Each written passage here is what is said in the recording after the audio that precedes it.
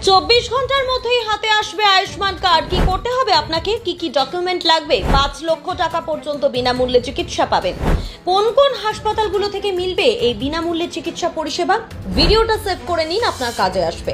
প্রথমেই জানিয়ে রাখি, এই আয়ুষ্মান কার্ড আপনি কোন কোন অ্যাপ থেকে ডাউনলোড করতে পারবেন। আয়ুষ্মান অ্যাপ, PMJAY পোর্টাল বা উমং অ্যাপের মাধ্যমে আয়ুষ্মান কার্ড ডাউনলোড করা যাবে। এর জন্য কি কি লাগবে? আপনার আধার নম্বর, রেজিস্টার্ড মোবাইল নম্বর আর ওটিপি লাগবে। সঙ্গে রাখবেন রেশন কার্ড, পাসপোর্ট সাইজের ছবিও। এছাড়াও শ্রম কার্ড, লেবার কার্ড বা অন্য সরকারি পরিচয়পত্র থাকলেও আবেদন করা যায়। এবার বলি, আপনি PDF ফরম্যাটে আপনার আয়ুষ্মান কার্ড ডাউনলোড করে নিতে পারবেন। তার চেয়েও বড় খবর হলো, অনলাইনে আবেদন করলে মাত্র 24 ঘন্টার মধ্যেই কার্ড হাতে পাওয়ার সুযোগ থাকছে।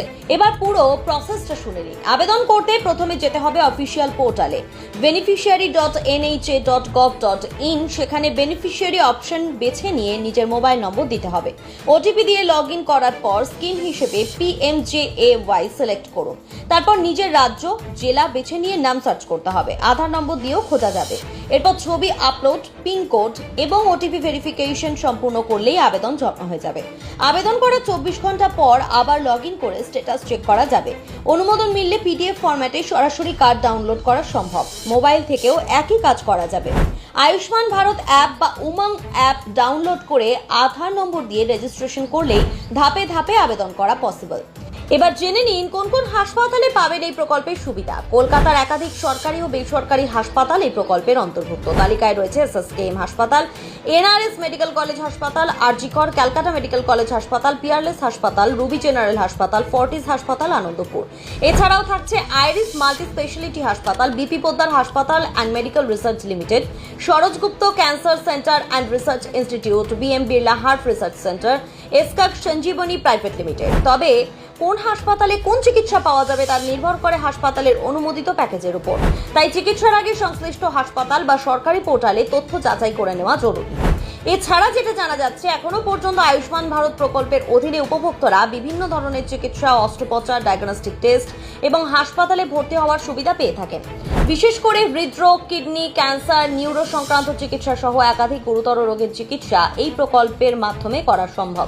আর আয়ুষ্মান ভারত কার্ডের তালিকায় থাকা হাসপাতালগুলোতে রোগীর যাবতীয় পরীক্ষা ছাড়াও অপারেশন, এমনকি ওষুধের খরচও দেওয়া হবে বলে দাবি করা হয়েছে এই কেন্দ্রীয় সরকারি প্রকল্পে। এবার জেনে নিন কারা পাবে এই প্রকল্পের সুবিধা।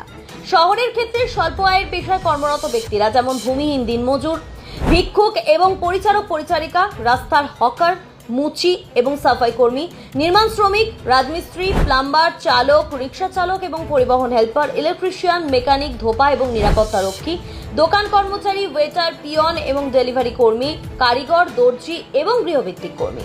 আর গ্রামের ক্ষেত্রে এক কামরার কাঁচা বাড়িতে বসবাসকারী পরিবার, যেসব পরিবারে 16 থেকে 59 বছর বয়সী কোনো প্রাপ্তবয়স্ক সদস্য নেই, তফসিলি জাতি উপজাতি পরিবার, যেসব পরিবারে একজন প্রতিবন্ধী সদস্য রয়েছেন কিন্তু কোনো প্রতিবন্ধী নন এমন প্রাপ্তবয়স্ক নেই, যেসব পরিবারে 16 থেকে 59 বছর বয়সী কোনো প্রাপ্তবয়স্ক পুরুষ নেই এবং কায়িক শ্রমের উপর নির্ভরশীল ভূমিহীন পরিবারগুলো এই প্রকল্পের সুবিধা পাবে।